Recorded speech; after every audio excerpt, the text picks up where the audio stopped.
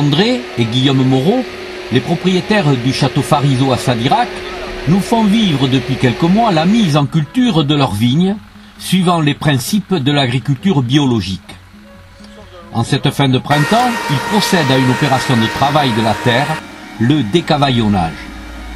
Il s'agit de dégager le pied de vigne des herbes qui l'emmitouflent littéralement, une opération que nous explique André Moreau. Cela a pour objet moins d'utilisation d'engrais organiques dans le cas de l'agriculture biologique parce qu'il est optimisé, il n'est pas perdu parce que si le sol par exemple qui n'est pas travaillé, ça devient battant, asphyxiant et la matière organique se sédimente. Le sol est un milieu vivant où certains processus se renouvellent. Voilà, par exemple, on peut constater que sur ce sol il y a des bris de sarment, des herbes qui ont poussé, là je ne les ai pas cultivées, mais plus tard je les cultiverai pour les sélectionner. Donc ces sarments là vont se dégrader, ont besoin d'être mélangés au sol pour que les micro-organismes le dégradent en humus progressivement. Par exemple, les sarments, ça représente 50% des besoins en humus de la plante. Je n'ai pas besoin de l'acheter, je n'ai pas besoin de le faire, parce que le humus que j'utilise, moi, je le fais venir de Bretagne ou éventuellement du sud de la France. Bon, l'opération bilan carbone, très positive. Voilà. Par exemple, la vigne est bien plus jolie, elle supporte beaucoup mieux les intempéries, le froid, elle stresse moins, effectivement. Si André Moreau retrouve des sensations et des gestes abandonnés depuis 1987 au profit du tout chimique, Guillaume, son fils, découvre un travail bien différent.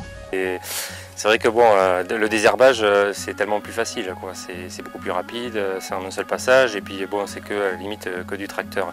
Tandis que là, bon, faut mettre la main à la pâte en quelque sorte, hein. Et comme l'autre jour on t'a montré déjà pour tirer les cavaillons, bon, c'est quand même assez sportif, quoi. Voilà, bon, le matériel a quand même évolué dans ce sens-là et donc le travail est quand même bien dégrossi. C'est pas aussi lourd qu'on l'avait fait lors des précédentes années, parce que bon, on a toujours décavaillonné pour les plantations.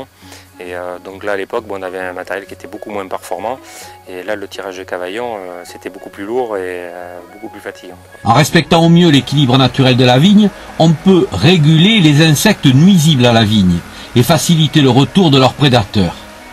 Dans les vignes du château Fariseau, la nature amorce en ce début d'année un retour vers des équilibres perdus, c'est l'arrivée des coccinelles. Les coccinelles, bon, c'était à chaque fois, généralement, quand on en voyait une, on se dit « Ah, t'as une coccinelle », c'était vraiment très très rare. Et bon, c'est vrai que là, moi, déjà en 98, je t'avais parlé notamment de la réimplantation des typhodromes, les prédateurs en fait, naturels d'araignées. Et donc déjà, ça avait permis en fait un rééquilibrage de la population des araignées et ça nous avait évité, si tu veux, de devoir en fait intervenir chimiquement.